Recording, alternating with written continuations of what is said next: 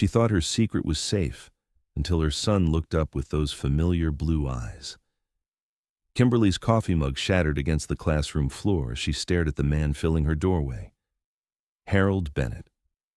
After 8 years of silence, he stood there like her past had clawed its way back to destroy her carefully built life. But it wasn't Harold that made her world tilt dangerously off its axis.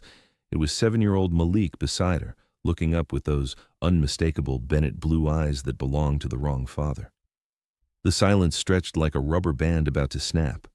Harold's expensive suit seemed absurdly out of place among the cheerful chaos of construction paper flowers and crayon masterpieces. His tall frame nearly touched the doorway arch, those broad shoulders she remembered now filling out the tailored jacket with mature confidence. "Miss Mama, who's the sad man?" Malik's innocent voice cut through the tension. He tugged on Kimberly's coral blouse, those blue eyes, Harold's eyes, gazing up with curious concern. Harold's sharp intake of breath filled the classroom. His hands clenched into fists at his sides as he absorbed every detail of the boy who shared his distinctive features. The cleft in Malik's chin, the dark curls catching afternoon light, the intelligent tilt of his head that screamed Bennett genetics. "I'm not sad, buddy," Harold managed, his voice deeper than she remembered. "Just surprised." Kimberly's body betrayed her with familiar responses, the flutter in her stomach, the awareness of how his presence made the spacious classroom feel impossibly small. Harold's eyes never left her face, drinking in the woman she'd become while his hands fought the urge to reach for her. "Let me help." He was suddenly kneeling beside her, gathering ceramic shards. When their fingers brushed over a fragment of Malik's handmade world's best mom mug, electricity shot through her arm. Harold jerked back as if burned, and their eyes met for the first time in 8 years. She was 18 again, pregnant and terrified, waiting for a phone call that never came. He was 19, ambitious and scared, choosing his future over their love. But now there was something else in those blue depths, regret, pain, and desperate hunger that made her pulse quicken. Kimberly. Her name on his lips sounded like everything she'd wanted to hear for 8 long years. "Mr. Harold," Malik bounced between them with gap-toothed enthusiasm. "Do you know my mama? She's the best teacher in the whole world." Harold's composure cracked visibly. His hand trembled, reaching toward Malik, stopping just short of touching the boy's face. "You call her Miss Mama?" "Uh-huh. That's what Grammy Patty taught me. Are you going to be my teacher too? Do you know how to make paper airplanes?" Harold struggled with emotions too big for the moment, cataloging every detail of their son. Animated gestures so like his own, quick intelligence sparking behind familiar eyes, easy confidence from being unconditionally loved. Dr. Simone's voice crackled over the intercom, requesting Kimberly's presence in the office. Harold rose first, extending a hand to help her up. Against her better judgment, she took it. The contact sent shockwaves through her system. His palm was warm, slightly rough despite obvious success, and the way his fingers closed around hers felt like coming home and preparing for battle. "We need to talk." His voice was low, meant only for her. "Now's not the time." "When then?" Urgency edged his tone. "Kim, please. 8 years is long enough." He pulled a business card from his jacket, pressing it into her hand with fingers that lingered longer than necessary. "Hampton Inn, room 207. I know I have no right to ask, but please don't disappear on me. Not again." The irony hit her like a slap. "I didn't disappear, Harold." "You did." Something raw and wounded flashed across his features. "I know. That's why I came back." After he left, Kimberly sank into her desk chair, legs suddenly unsteady. The business card felt like it was burning her palm. Harold Bennett, senior consultant, Bennett and Associates, Chicago. Her Harold had become exactly what he'd always dreamed of being. "Mama, why did Mr. Harold make you cry?" Malik stood beside her chair, small face creased with concern. She touched her cheek, surprised to find it damp. "I'm not crying, sweetheart. Just remembering. Good remembering or sad remembering. Both, I think." Malik considered this with 7-year-old gravity, then wrapped his arms around her neck. "It's okay, Mama. Even when remembering makes you sad, you're still the best mama ever." That evening, after Malik was in bed, Kimberly sat at her kitchen table staring at Harold's card. Her phone rang, her mother's number. "Baby girl, you sound tired." Something like that. "I heard something interesting from Dolores Murphy. Her daughter works at the Hampton Inn, said they had a fancy guest check-in today. Some businessman from Chicago. Patricia Chambers had perfected the art of fishing for information." "You wouldn't happen to know anything about that?" "He came by the school today." The silence stretched. "Harold Bennett." "Yes." "What did he want?" "I don't know. We didn't really get to talk." "Did he see Malik?" "Yes." "Lord have mercy. What are you going to do? I don't know that either." "Kim, honey, that man walked away when you needed him most. He doesn't get to waltz back in and disrupt the beautiful life you've built." After hanging up, Kimberly poured wine and stepped onto her back porch. The November air carried burning leaves and winter's promise. This house represented everything she'd accomplished alone. 3 bedrooms, a small yard where Malik could play, a kitchen table where they did homework together every night. Her phone buzzed. "I know you don't owe me anything, but would you consider dinner tomorrow? Somewhere Malik would enjoy. I promise I just want to talk." Harold. Every rational part of her brain screamed this was a mistake, but that treacherous voice in her heart whispered about second chances. "Pizza Palace at 6. Don't make me regret this." His response came immediately. "Thank you. I won't let you down." "Again," she added silently, then went to bed knowing sleep would be elusive. Have you ever had someone from your past show up and completely shatter the life you've carefully rebuilt? Someone whose presence brought back every feeling you thought you'd buried? Tell me about your own unexpected reunions in the comments. Let me know where you're watching from. And hit subscribe if this story is already stirring up your own memories of first loves and second chances. The next day crawled by. Kimberly found herself checking her appearance obsessively, finally settling on dark jeans and a soft teal sweater, Harold's favorite color, though she told herself that was coincidence. They arrived at Pizza Palace 10 minutes early, but Harold was already there, standing beside a corner booth. He'd traded his expensive suit for dark jeans and a cable-knit sweater that made his eyes impossibly blue. "Mr. Harold!" Malik ran toward him with puppy enthusiasm. "You came! I brought my turkey picture." Harold's face transformed as he knelt to Malik's level, tension melting into genuine warmth. "I can't wait to see everything." As they slid into the booth, Malik insisting on sitting between them, Kimberly watched Harold navigate 7-year-old conversation with surprising grace. He admired the turkey drawing, tested spelling words with patient encouragement, examined Malik's dinosaur egg rock with paleontologist seriousness. "You know what this reminds me of?" Harold held up the ordinary gray stone.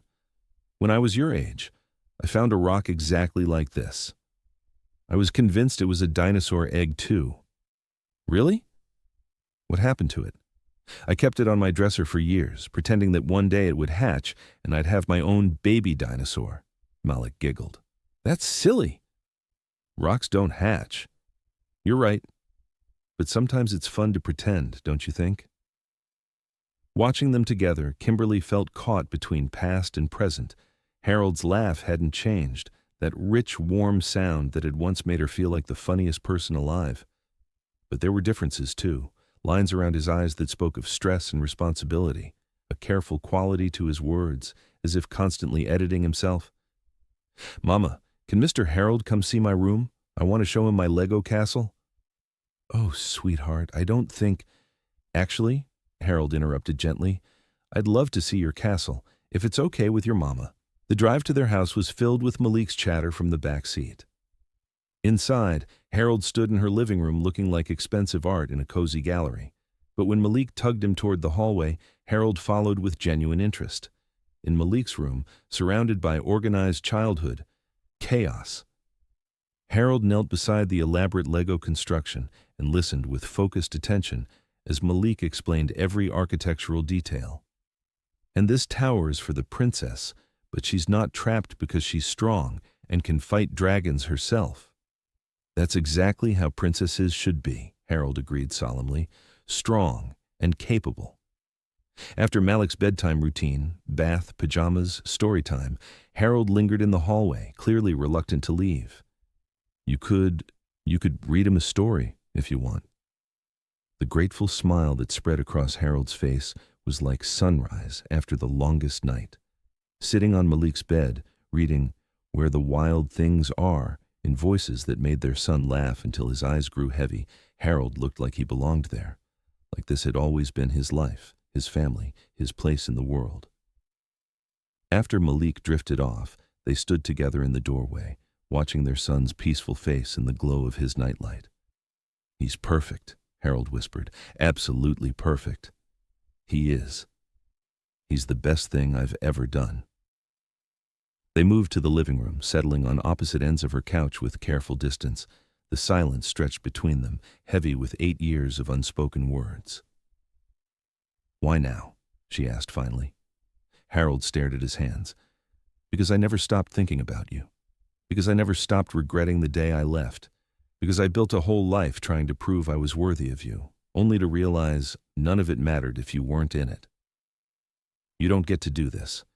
You don't get to disappear for 8 years and then show up with pretty speeches about regret. I know I have no right to ask for anything. But Kim, I was 19 and scared. My father threatened to cut me off completely if I stayed, said he'd make sure your family's business failed if I didn't disappear. I thought I was protecting you." "Protecting me?" Her laugh was bitter. "Do you have any idea what it was like? Finding out I was pregnant with no one to tell, watching my belly grow, knowing you were out there living your life like I never mattered? You mattered more than anything. That's why I left. I was nobody, nothing. You deserved better. I deserved a choice. I deserved to know you were leaving, that you didn't want me anymore. I never stopped wanting you. Not for a single day. Everything I did was just killing time until I was worthy of coming back." The air between them was electric, charged with years of suppressed longing. Harold's eyes dropped to her mouth, and she saw him lean forward before catching himself. "I should go. This is too much too fast." But as he stood to leave, their eyes met and held. The years collapsed like a house of cards. "Harold." His name came out like a whisper. He turned back, hope and hunger warring in his expression. "Yeah? Tomorrow is Saturday.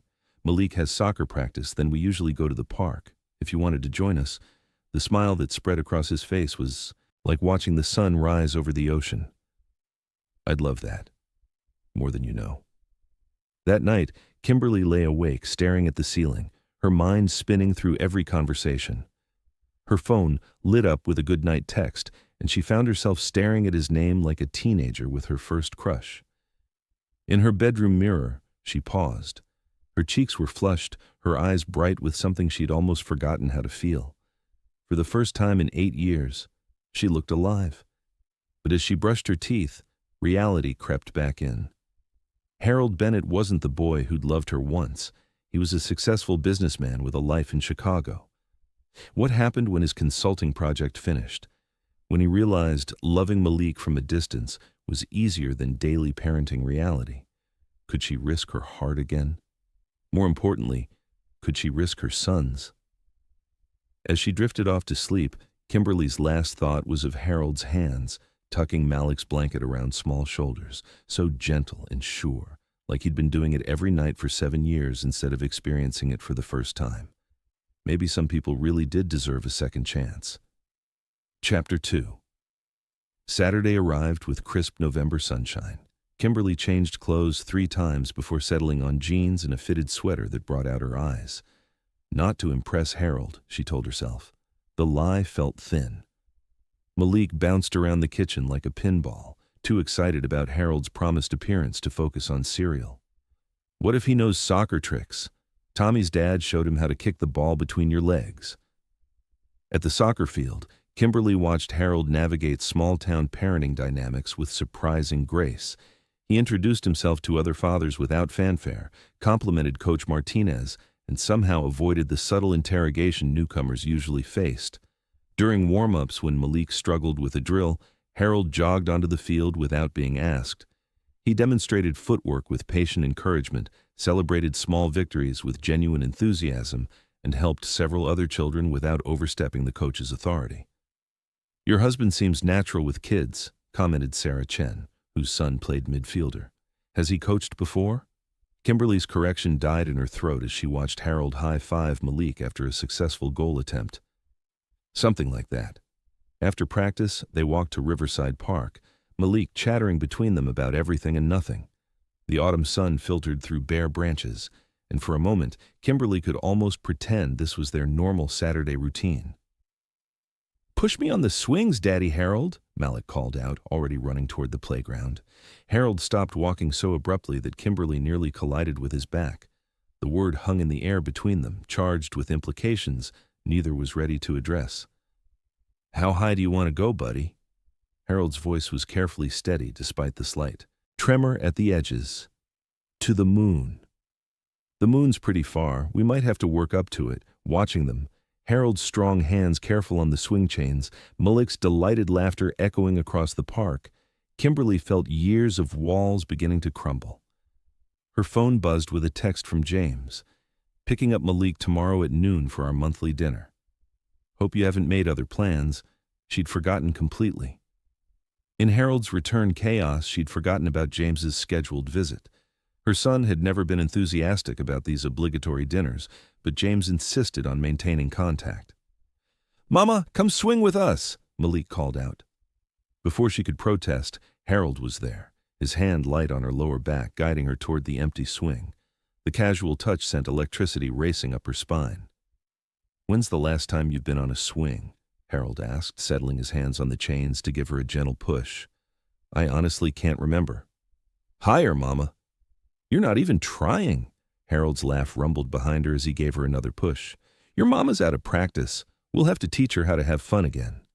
For 20 minutes, she let herself exist in this bubble where Harold was part of their Saturday routine, where her son had a father figure who genuinely delighted in his company, where she was just a woman on a swing instead of a single mother carrying the world's weight.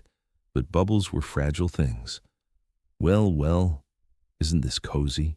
James's voice cut through their laughter like a blade. Kimberly's swing jerked to a halt as her ex-husband approached, his expression controlled displeasure. "James, you're early. We weren't expecting you until tomorrow." "I can see that." His gaze flicked to Harold with obvious assessment. "Aren't you going to introduce me to your friend?" Harold noticed the atmosphere change and walked over, one hand resting protectively on Malik's shoulder. "James, this is Harold Bennett. Harold, my ex-husband, James Morrison." The men shook hands with predatory politeness. James was softer, his office job evident in rounded shoulders and pale complexion.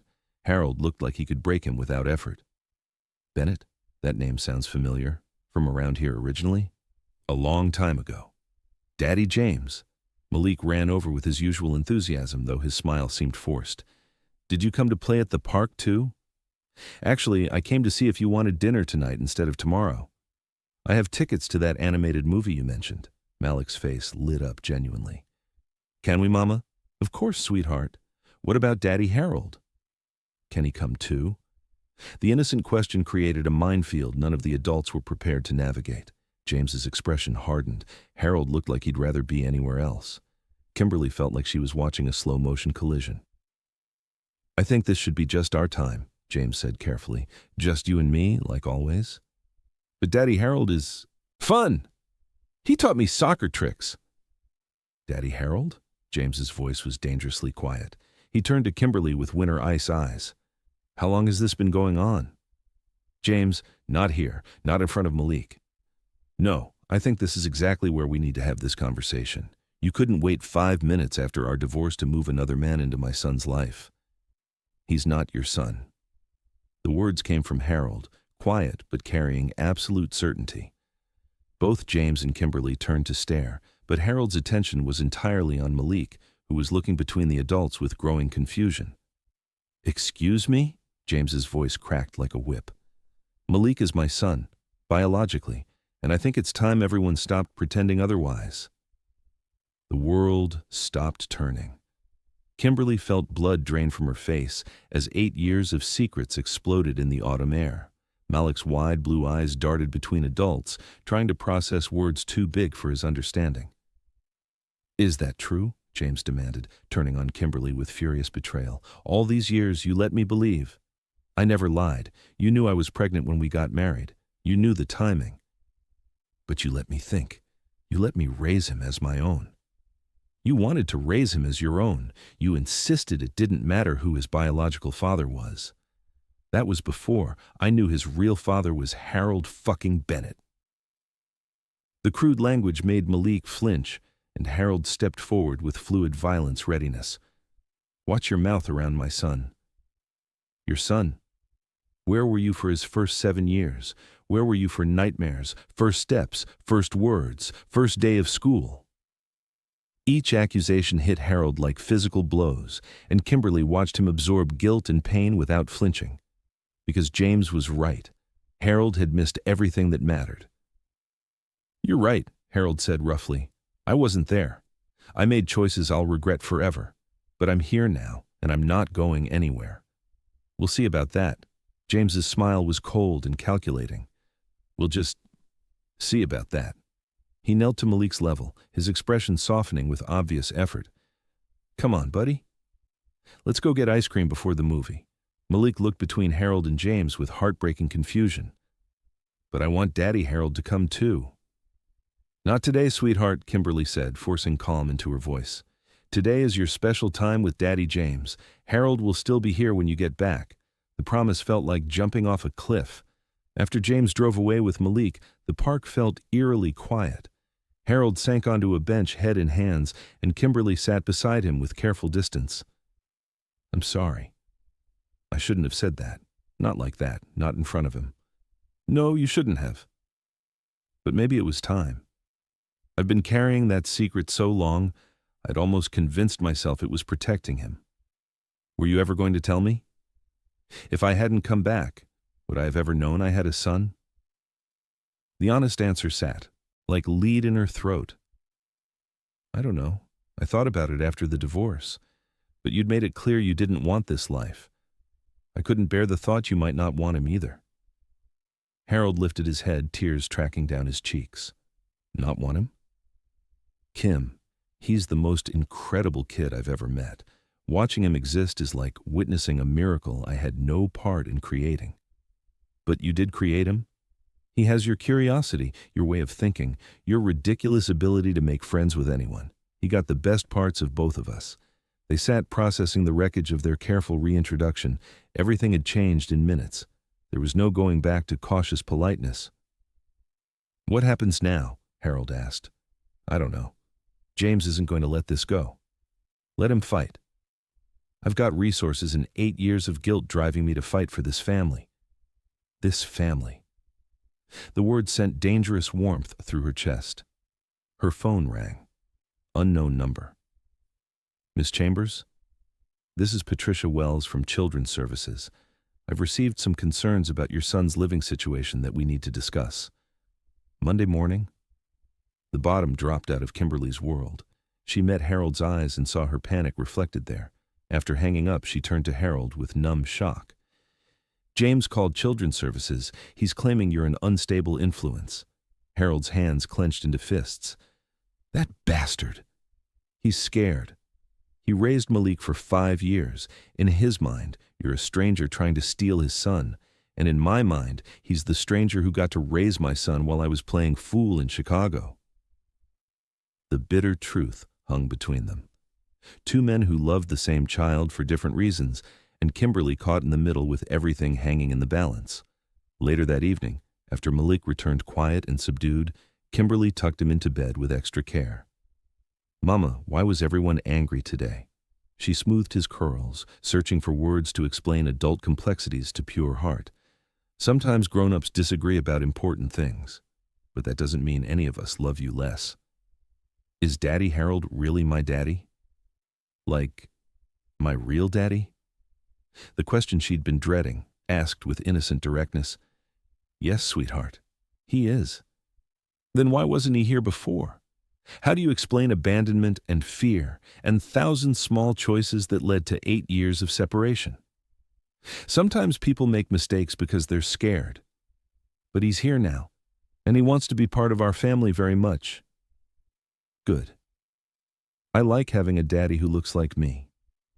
After he fell asleep, Kimberly stood in his doorway watching his small chest rise and fall. Whatever happened next, she would protect this child with everything she had. Her phone buzzed. I meant what I said today. I'm not running away. Whatever happens, we'll figure it out together. She stared at the message before typing back. Together's a big word, Harold. Are you sure you're ready for what it means? His response came immediately. I've been getting ready for 8 years. I just didn't know it. The children's services meeting loomed over their weekend, but Harold showed up Sunday morning with coffee and pastries, looking like he'd been awake all night but smiling genuinely for Malik. They spent the morning at the Children's Museum, Harold following Malik through exhibits with the enthusiasm of someone making up for lost time. In the planetarium, sitting in darkness with Malik between them as stars wheeled overhead, Kimberly felt dangerous domestic fantasy pull. This could be their life. Sunday mornings and family outings and Harold's quiet presence filling empty spaces. But reality intruded with James's lawyer texting, requesting documentation of Harold's fitness as a parental figure and intentions regarding long-term residence. Everything okay? Harold asked as they walked to the parking lot. James's lawyer wants proof you're planning to stay. That this isn't some temporary crisis that'll disappear when you get bored. Harold stopped walking. Is that what you think this is? I don't know what to think anymore. Harold, you have a whole life in Chicago. When the novelty wears off, when you realize parenting isn't just fun activities and bedtime stories, then I guess you'll have to let me prove I'm in this for the long haul. That evening, after dinner dishes and homework help, the three of them settled into easy rhythm that felt foreign and achingly familiar. Harold read aloud from Malik's chapter book while Kimberly folded laundry, both pretending not to memorize every detail. When bedtime arrived, Malik insisted Harold help with the full routine. Standing in the doorway afterward, watching their son sleep peacefully, Harold looked like he was discovering what home meant. Will you still be here in the morning? Malik had asked as Harold tucked covers around small shoulders. I'm not going anywhere tonight, and I'm going to fight very hard to make sure I can be here for lots more mornings. Good. I like having a daddy who reads funny voices. Alone in her living room again, the weight of unfinished conversation settling between them, Kimberly felt the dangerous pull of possibility. You've built something incredible here, Harold said, looking around her carefully chosen space. This house, this life, the way you've raised him, I can't imagine the strength it took. I had help?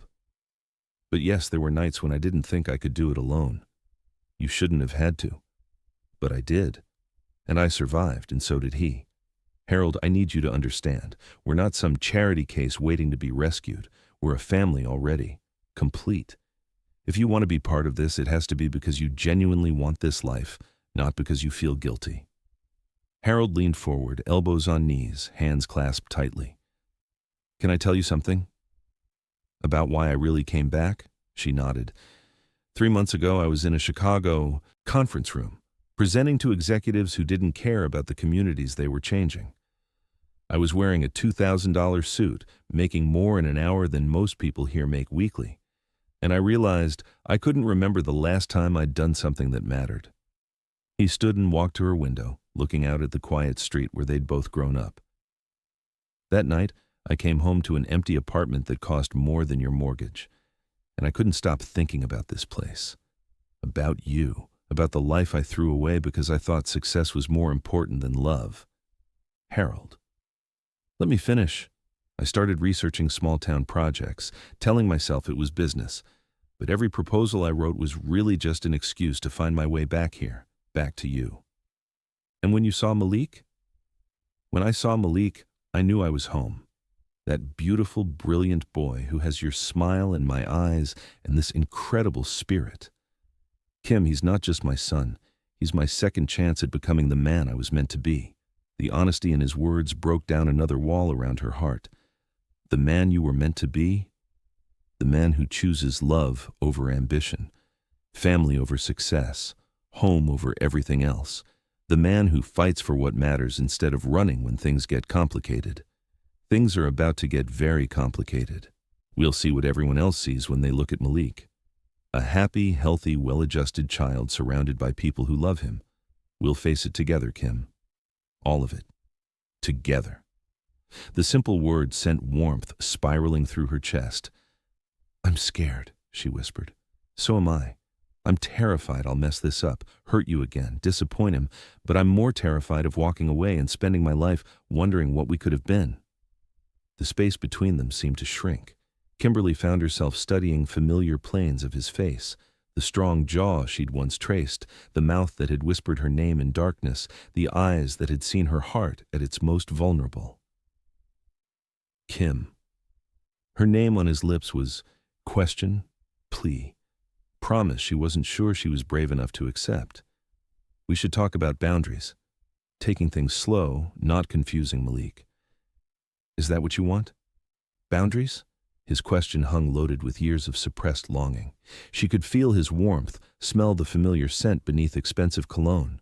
Her sensible mind cataloged reasons this was terrible. Custody battle, uncertainty, risk to her rebuilt life. But her heart remembered what it felt like to be cherished by this man. I don't know what I want. For 8 years, I've known exactly who I am and what I need. But with you here, everything feels different, dangerous. You make me want things I gave up believing in. What kind of things? His voice had dropped to that low register that used to make her knees weak, and she realized he was closer now, close enough to see gold flecks around his pupils, partnership, romance, the kind of love that makes you forget to be careful. Maybe being careful is overrated. His hand came up to cup her cheek, thumb brushing across her bottom lip with reverence. Maybe some things are worth the risk. The kiss was inevitable, written in stars they had wished on as teenagers, prophesied in every dream she'd refused to acknowledge. His lips touched hers with tentative wonder and desperate hunger of lovers too long apart. She melted into him, hands fisting in his shirt, her body remembering how perfectly it fit against his. He tasted like coffee and possibility, like coming home after a long journey. When they broke apart, both breathing hard, Harold rested his forehead against hers. I love you. The words came out raw, unplanned. I never stopped loving you, not for a single day in 8 years. Instead of words, she kissed him again, pouring 8 years of loneliness and longing into the connection between them. This time there was nothing tentative. This was claim and surrender, question and answer, bridge between who they'd been and who they might become.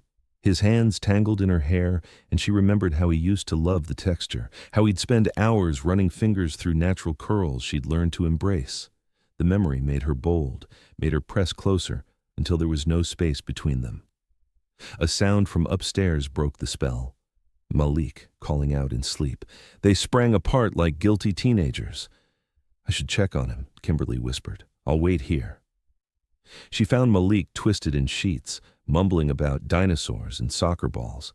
By the time she'd untangled blankets and smoothed hair back from his forehead, he was sleeping peacefully. When she returned, Harold was by the window, hands in pockets. Is he okay? Just dreaming. He does that sometimes. Kim, I don't want you to think I'm trying to rush things. I know. But Harold, I need you to understand that if we do this, if we try to build something together, it's all or nothing. I can't have you halfway in my life or Malik's. We've both been abandoned before. He turned to face her, expression fierce with determination. All or nothing. I wouldn't want it any other way. Good. Because tomorrow we face the music with children's services, and I'm going to need a partner who's fully committed to this fight. You've got one. These moments of crisis that test everything we think we've built. Have you been there? When the foundation of your happiness faces its biggest challenge, and you have to decide whether to fight or flee? Share your own stories of choosing love despite the obstacles, and don't forget to subscribe if you're invested in seeing how this family weathers their storm. Chapter 3. The Children's Services Office was a study in beige bureaucracy, industrial carpeting, fluorescent lighting, and the particular smell of government buildings everywhere. Patricia Wells turned out to be a surprisingly young woman with kind eyes and careful neutrality. This isn't an investigation, she began, settling behind her desk with Malik's file. Mr. Morrison has expressed concerns about recent changes in Malik's living situation. It's our job to ensure transitions are in the child's best interest. What exactly are his concerns? Harold's voice was professionally controlled, but Kimberly could see tension in his shoulders. He's indicated that you've recently entered Malik's life after an extended absence, and he's worried about the stability of the arrangement. There may be some confusion about paternal relationships that could harm the child's sense of security. Kimberly felt heat rise in her cheeks. Harold is Malik's biological father. That's never been in question. But Mr. Morrison was the acting father for the first 5 years, correct? And there's been a divorce, followed by this new relationship with the biological father? It's complicated. Family usually is. What I need to determine is whether this situation is causing distress for Malik, or if he's adapting well. What followed was an hour of careful questions about living arrangements, financial stability, long-term plans, and parenting philosophies. Harold answered with boardroom confidence while Kimberly tried not to sound defensive about her single mother choices. "I'd like to speak with Malik directly," Patricia said finally. They waited in the hallway while Malik spent 20 minutes with the social worker, both too nervous to sit still. Harold paced like a caged animal while Kimberly fought the urge to storm in and rescue her son. When Malik emerged, he was beaming. "Miss Patricia is really nice. I told her about how Daddy Harold knows airplane noises and soccer tricks and reads the best bedtime stories ever." Patricia appeared, expression giving nothing away. After Malik settled with coloring books, she closed her office door. "I want to be frank. This situation is unusual but not unprecedented. What matters most is Malik's well-being, and from my conversation with him, it's clear he's a happy, secure child who feels loved by all adults in his life." Kimberly's knees went weak with relief.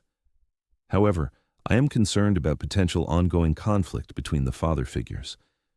Children are resilient, but sensitive to tension. If this becomes a custody battle with Malik caught in the middle, that could be harmful." "What are you recommending?" Harold asked. "Family counseling. All parties involved, including Malik when appropriate. You need to establish clear boundaries and communication patterns that prioritize the child's needs over adult emotions." "Absolutely," Kimberly said immediately. "Whatever it takes," Harold agreed. Walking out with Malik skipping between them, Kimberly felt like she could breathe fully for the first time in days. They'd cleared the first hurdle, but she knew James wouldn't give up easily. "Ice cream?" Harold suggested. "I think we all deserve ice cream."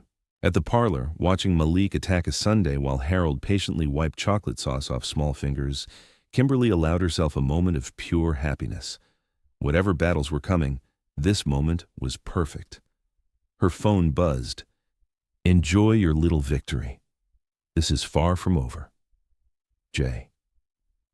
Harold noticed her expression immediately. "What is it?" She showed him the message, watching his jaw clench with anger. "He's trying to intimidate you." "It's working." But we knew this was just the beginning. That evening, after Malik was asleep, they found themselves on her couch again, but the easy intimacy of the previous night felt strained by external pressures. "Kim, I need to ask you something, and I need you to be completely honest." She looked up from lesson plans she'd been half-heartedly reviewing. "Okay? Are you having second thoughts? About us? About the disruption I've brought into your life?" The question hit like a physical blow. "Why would you ask that?" "Because I can see it in your eyes. The doubt, the fear, the calculation of what this relationship is costing you professionally and socially. I can see you wondering if I'm worth it." "Harold, I came back thinking I could simply slot into your life, that love would overcome 8 years of separation and all the complications. But I'm starting to realize that maybe I was naive." "What are you saying?" "Maybe James is right. Maybe I'm a disruption that's hurting more than helping. Maybe the kindest thing I can do is step back, let you keep the life you've built without my chaos threatening everything." The words hit her like ice water, shocking and clarifying. In an instant, she saw what was happening. Harold was doing exactly what he'd done 8 years ago, making unilateral decisions about what was best without consulting her. "Don't you dare," she said fiercely, standing so quickly her lesson plan scattered. "Don't you dare decide what's best for me without asking what I want." Harold looked up in surprise. "Kim, no. 8 years ago you walked away because you thought you were protecting me. You made that choice for both of us, and it cost us nearly a decade of happiness. I won't let you do it again." But the pressure you're under are mine to handle, my choices to make, my life to live." She stopped pacing and faced him directly. "Harold, do you love me? More than my own life? And do you want to be Malik's father? Really want it, not just because you feel guilty, but because you genuinely want to build a life with us?" "Yes. God, yes." "Then stop looking for reasons to run away. I know it's hard. I know the scrutiny is intense and the legal battles will be expensive and emotionally draining. But Harold, I'd rather fight these battles with you than win without you."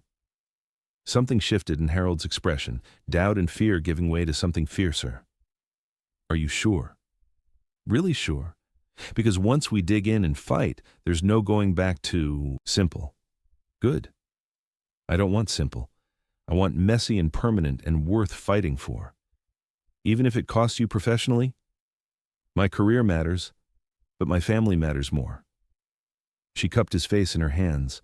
"Harold, you're not the only one who's been making sacrifices. I've spent 8 years building a safe, controlled life that protected me from ever being hurt the way you hurt me. But safe isn't the same as happy." "What are you saying?" "I'm saying that loving you, really loving you, all in, no safety net, is the scariest thing I've ever contemplated. But not loving you, not trying to build something beautiful from our mistakes, is even scarier." The kiss this time was different from their previous reunions. This wasn't tentative exploration or desperate hunger. This was choice and commitment, the conscious decision to fight for their future, regardless of cost.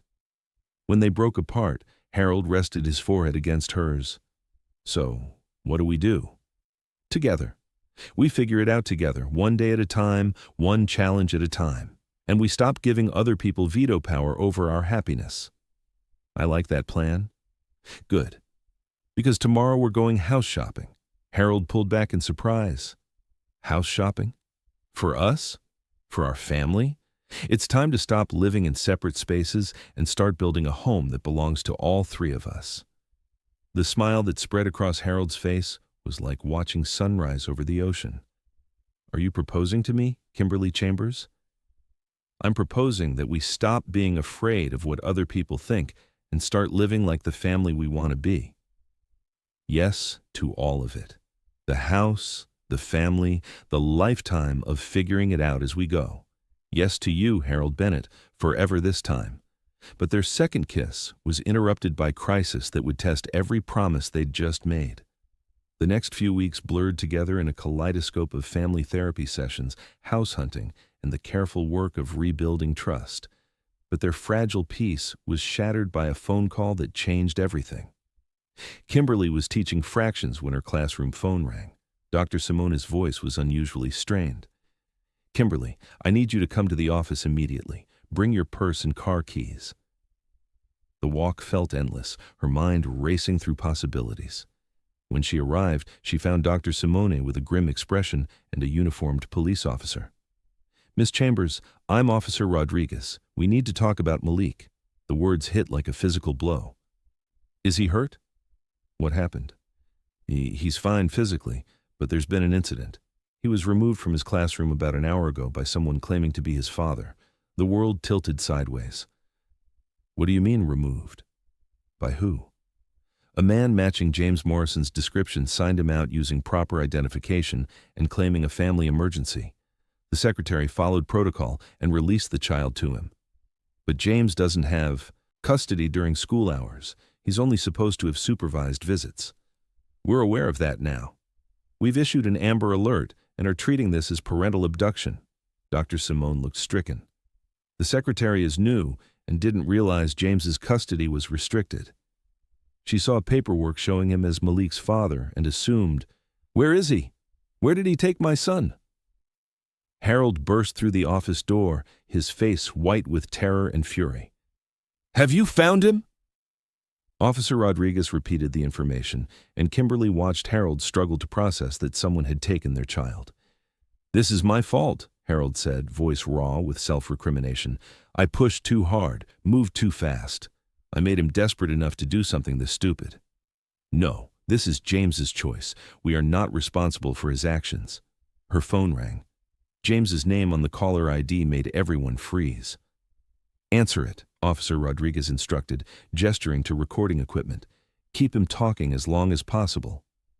With shaking hands, Kimberly accepted the call. "James, where's my son?" "He's safe. He's with me, and he's safe.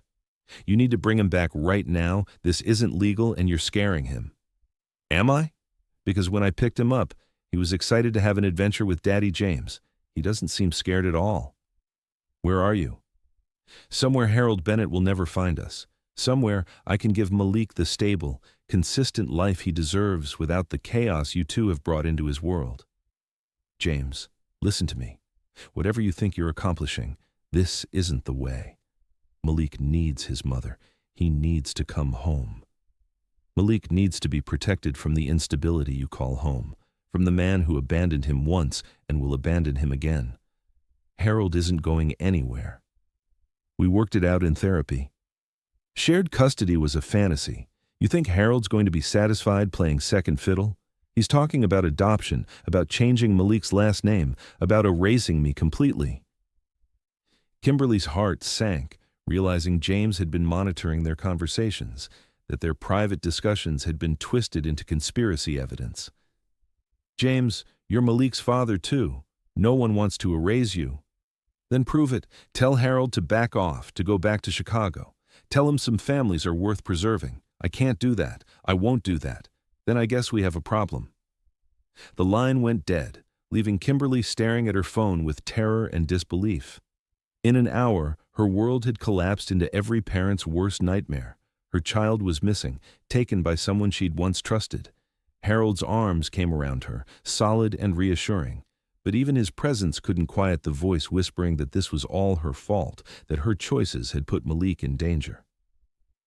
Officer Rodriguez was coordinating with other units, his radio crackling with updates. Harold was making phone calls to lawyers and private investigators. But Kimberly could only stand in the chaos, paralyzed by knowledge that her son was somewhere out there, confused and possibly scared. Her phone buzzed with a photo. Malik eating ice cream at a roadside diner, his face bright with innocent happiness, completely unaware he was at the center of a kidnapping investigation. "He's happy. Don't let them tell him he should be afraid of me."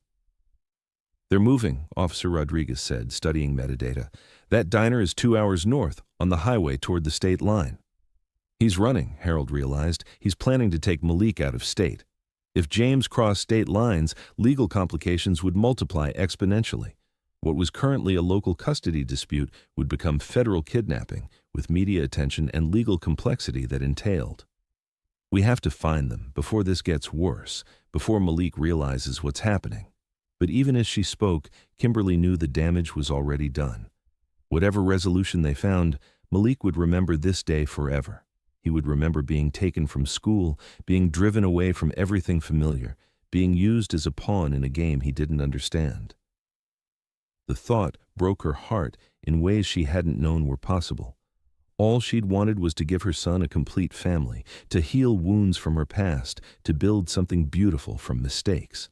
Instead, she'd created a situation so volatile that someone she'd once loved had been driven to desperate criminal acts. As officers coordinated searches and Harold made frantic phone calls, Kimberly sank into a chair and closed her eyes, trying to send all her love and protection across miles to wherever her son was waiting to come home. The afternoon stretched endlessly as search teams pursued leads. Harold never left her side, his presence a steady anchor, but Kimberly could see guilt eating at him. "This isn't your fault," she told him during a quiet moment, "isn't it? If I'd stayed away, if I'd been content to love you from a distance, then Malik would never have known his biological father, and I would have spent my life wondering what might have been. Harold, James made this choice. That's not on us. But the pressure we put on him was legal and reasonable, and in Malik's best interests. James's inability to cope doesn't make us responsible for his crimes." Before Harold could respond, Officer Rodriguez appeared with an expression that made Kimberly's heart race. "We found them." The next few hours blurred in kaleidoscope of police cars, legal procedures, and finally, Malik's small body running into her arms at state police headquarters where James had been arrested trying to cross into Pennsylvania. "Mama, you found me! Daddy James said we were going on an adventure, but then he started crying and the police came and I was scared because everyone was yelling." Kimberly held him tight, breathing in familiar shampoo scent and feeling his warm weight like a miracle she'd never take for granted. "It's okay, baby. Everyone's okay. You're safe now." "Is Daddy James in trouble?" "He said he was trying to protect me, but the police said he wasn't supposed to take me without asking you." Harold knelt beside them, his eyes bright with unshed tears. "Daddy James made bad choices because he was scared and sad, but he's going to get help, and you're going to be okay. Are you and Mama still going to get married and live in the big house together?" The innocent question hit both adults like revelation. In all the chaos, Malik had somehow understood what the adults had been too afraid to acknowledge, that this was about building a family, about choosing love over fear, about having courage to commit completely despite risks. "Yes," Harold said softly, eyes meeting Kimberly's over their son's head. "If your mama will have me, we're going to be a family in the big house together." "With a yard big enough for a dog?" "Definitely big enough for a dog." Malik's satisfied nod suggested all important questions had been answered. The adult complications were secondary to the simple truth that he was loved, wanted, and finally safe. Later, after statements and paperwork and dinner and extra bedtime stories, Harold and Kimberly found themselves alone in her living room, emotionally exhausted, but finally at peace. "I keep thinking about what could have happened," she said quietly. "But he wasn't hurt. He's upstairs sleeping peacefully, and tomorrow he'll wake up with both parents nearby. Kim, we can't live in fear of terrible things that might happen. We can only make the best choices we know how and trust that love is stronger than fear." "Is it, though? Look around you. Look at what we've built in just weeks, despite every obstacle. Look at Malik, who navigated today's trauma and still asked about dogs and wedding plans because he believes in our family even when we doubt ourselves." She leaned into his warmth, feeling truth settle into her bones. "So what happens next?" "Next, we get married.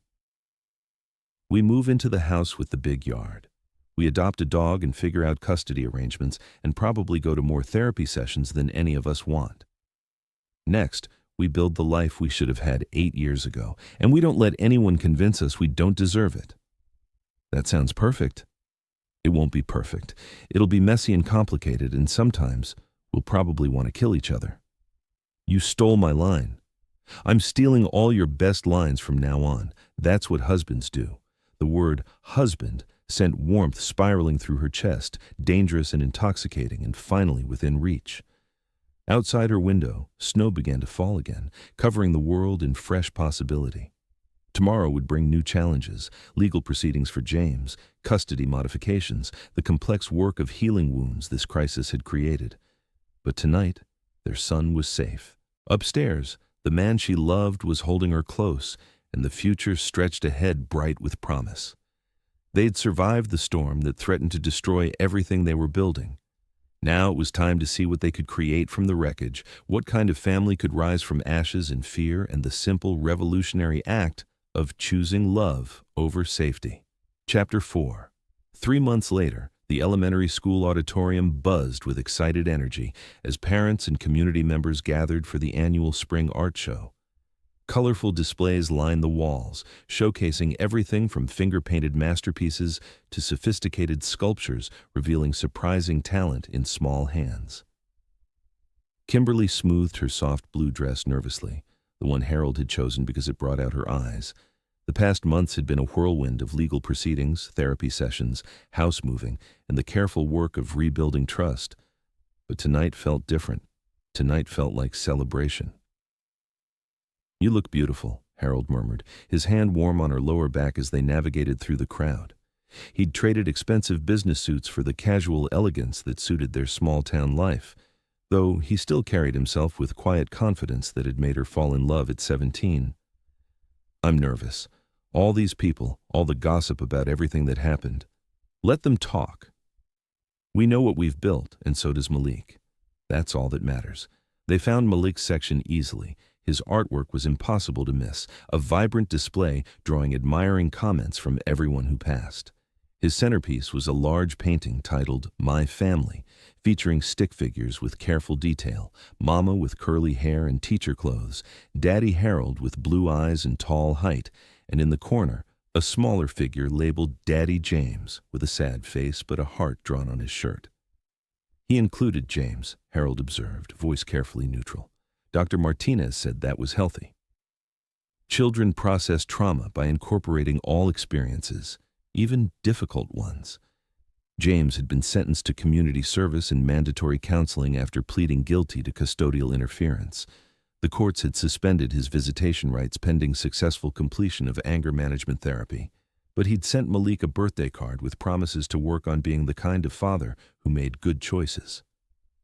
"There they are!" Malik's excited voice cut through the crowd as he spotted them. He wore his favorite button-down shirt, the one that made him look startlingly like Harold, and his face was bright with pride. "Did you see my painting? Mrs. Patterson says it shows emotional maturity." "It's incredible, buddy," Harold said, kneeling to Malik's level. "Tell me about this part with all the different colors around the house." "That's our feelings. Yellow is happiness. Blue is sometimes sad, but that's okay because everyone gets sad sometimes. And red is love because love is the strongest feeling and holds everything else together." Kimberly felt tears prick her eyes at their son's wisdom.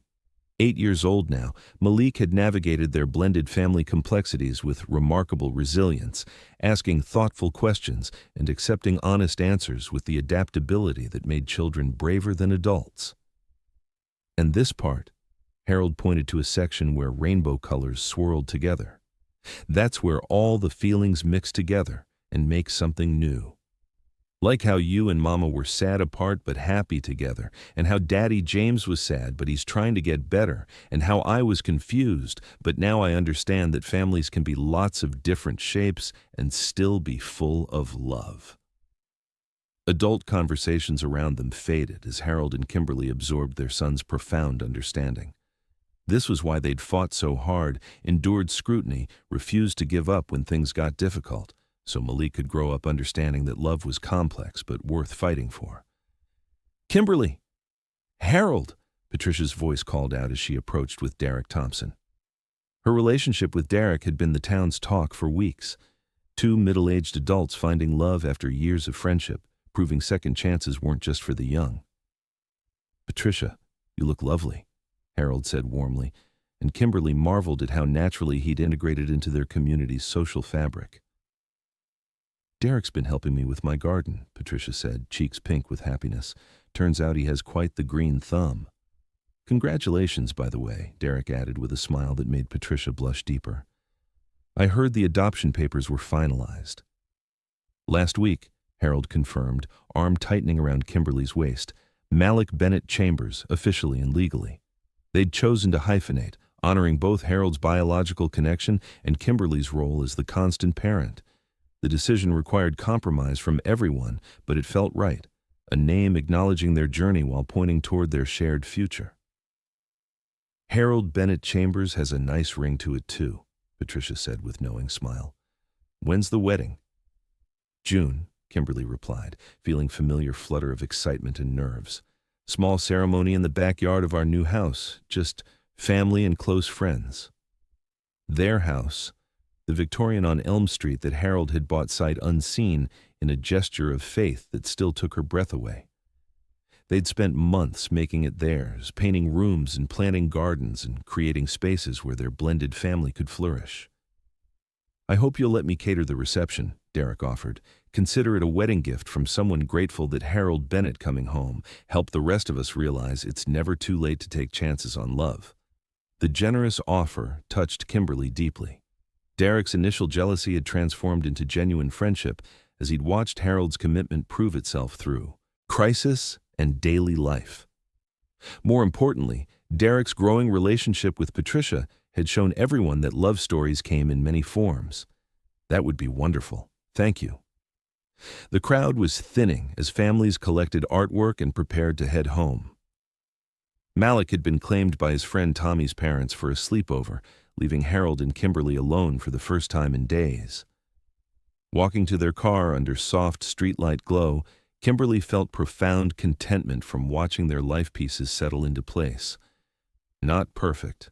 There were still difficult days, moments when old wounds ached, complex negotiations around schedules and boundaries, and the ongoing work of blending lives. But perfect had never been the goal. The goal had been building something real and lasting from their mistakes' wreckage, something strong enough to weather inevitable storms. "Do you ever think about how different things could have been?" she asked as Harold opened her car door with automatic courtesy. "If you'd never left, if James had never been part of the picture, if we'd just been together all along." Harold considered this as he settled behind the wheel with thoughtful pause she'd come to recognize as him choosing words carefully. "Sometimes. But then I think about everything we learned from being apart, the strength you developed raising Malik alone, the perspective I gained from building a career and realizing it wasn't enough, the appreciation we both have now for what we have together." He reached across to take her hand. "I think we needed to become the people we are now in order to build the family we have now. Even if it meant all the pain along the way, even then. Because the pain taught us what mattered, and the separation taught us not to take each other for granted." They drove home in comfortable silence, past familiar landmarks of their shared childhood, the high school where they'd fallen in love, the park where they'd shared first kisses, the streets where they'd dreamed about their future, without knowing how long and winding the path would be. Their house glowed warmly in darkness, porch lights casting welcoming pools on the wraparound veranda where they had installed a swing for lazy summer evenings. Harold had been right about the yard. It was perfect for the golden retriever puppy they'd adopted, the one currently sleeping in Malik's bed, despite explicit rules about dogs on furniture. "I have something for you," Harold said as they settled on their living room couch, the one piece they'd bought together, chosen specifically for family movie nights and homework sessions and lazy Sunday mornings. "It's not my birthday. It's better. It's the anniversary of the day I came back." He pulled out a small velvet box that made her heart race, despite the engagement ring already gracing her finger. "Harold, what?" "Open it." Inside was a delicate silver locket, antique and beautiful, with intricate engravings that caught lamplight. She opened it with trembling fingers to find 2 photographs, one of her and Malik from his first day of kindergarten, and one of all 3 of them from their recent family portrait session. "I found it in an antique shop in the city. The moment I saw it, I knew it was meant for you." His voice was soft with emotion. "I wanted you to have something that captured this moment, this beginning, so years from now you'll remember what it felt like to choose love over fear." "Harold." Her voice was thick with tears. "It's perfect. Turn it over." Engraved on the back in elegant script, "Forever this time. H." The simple phrase carried weight of all their promises, hopes, commitment to building something that would last through whatever challenges lay ahead. "I love you," she whispered, leaning into him as he fastened the locket around her neck. "I love our life, our family, our messy, complicated, beautiful second chance. I love you too, more than I ever thought possible." They sat together in their living room's quiet, surrounded by evidence of the life they'd built, family photos on the mantel, Malik's artwork covering the refrigerator, Harold's business papers mixed with Kimberly's lesson plans on the kitchen table, the comfortable clutter of people who'd stopped being careful around each other and started being real. Outside, snow began to fall again. The first snow of winter, covering their garden and street and small corner of the world in pristine possibility. Tomorrow would bring new challenges, parent conferences for Kimberly, client meetings for Harold, soccer practice for Malik, and the 1,000 small responsibilities that made up daily life. But tonight, they were exactly where they belonged. Together, complete, and brave enough to believe that some love stories were worth waiting for, worth fighting for, worth building a lifetime around. "Do you know what I realized tonight?" Kimberly asked, playing with Harold's wedding ring, a simple gold band that matched her own, symbols of promises made and kept. "What's that?" Malik's painting was right. All our feelings, sadness, fear, joy, love, they mixed together and made something new, something neither of us could have created alone. Harold's smile was soft with understanding. A family. A family. Finally. In the morning, they would wake up as they had every day for the past 3 months, together, in the house they'd chosen together, ready to face whatever came next as a team. Malik would bound into their room with endless energy and questions. The dog would demand breakfast and walkies, and their life would continue in all its beautiful, ordinary complexity. They'd made it through the storm that threatened to destroy everything they were building. They'd chosen love over safety, commitment over control, trust over the fear that had driven them apart once before. Now it was time to see what they could build with the rest of their lives, what kind of marriage they could create, what kind of parents they could become together, what kind of legacy they could leave for the son who'd brought them back to each other and taught them that some bonds were stronger than time, fear, or mistakes that had once seemed unforgivable. Sometimes the greatest love stories weren't about finding someone new. They were about finding your way back to the person who was always meant to be yours. Harold and Kimberly had learned that real love wasn't just about passion and attraction.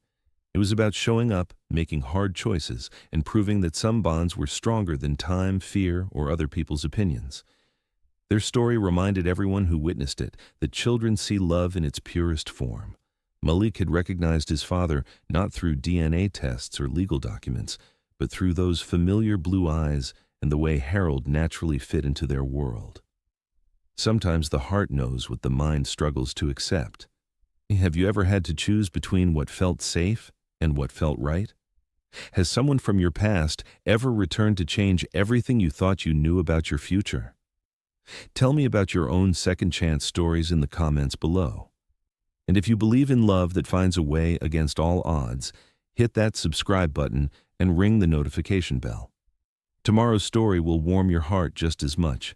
It's about a woman who discovers her late husband's best friend has been secretly taking care of her family for years, and the moment she realizes his quiet devotion might be the greatest love story of all. Remember, dear hearts, the best love stories are the ones where people choose each other, not just once, but over and over again, every single day. Harold and Kimberly chose each other through custody battles and community gossip, through professional pressures and family therapy sessions, through moments of doubt and the dark night when their child was missing. They chose love over fear, commitment over convenience, and the messy reality of blended families over the safety of staying apart. They proved that sometimes the person you're meant to be with is the person you've always known, waiting for you to be brave enough to come home. In a world that often celebrates the dramatic gesture over the daily choice, Harold and Kimberly's story is a reminder that the greatest love stories are built not in moments of passion, but in the accumulated weight of 1,000 small decisions to stay, to fight, to believe that what you're building together is worth whatever it costs. Their love survived 8 years of separation, a custody battle that threatened to destroy their family, and the kind of small-town scrutiny that could have driven them apart. It survived because they chose to let it survive over and over again until choosing each other became as natural as breathing. And in the end, that's what true love really is.